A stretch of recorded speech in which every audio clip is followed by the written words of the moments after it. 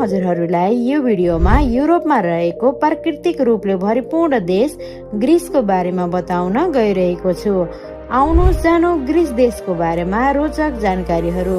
साथीहरू, ग्रिस देशको अफिसियल नाम हेलेनिक रिपब्लिक हो। यो देशको जनसङ्ख्या लगभग 1,33,00,000 रहेको छ। यहाँ 85% मानिसहरू सहरमा बस्दछन् भने 15% मानिसहरू गाउँमा बस्ने गर्दछन् भने यहाँका 98% मानिसहरूले इसाई धर्मको पालना गर्ने गर्दछन् भने अन्य 2% मानिसहरूले अन्य धर्मको पालना गर्ने गर्दछन्। ग्रिसलाई युनारको नामबाट पनि चिनिने गर्दछ। ग्रिस देशको राजधानी स्पार्टा हो। यो 4000 वर्षदेखि ग्रिसको राजधानी रहेको छ। साथीहरू, डेमोक्रेसीको सुरुवात पनि ग्रिस देशबाट भएको थियो। यो देशको राष्ट्रिय भाषा ग्रीक हो।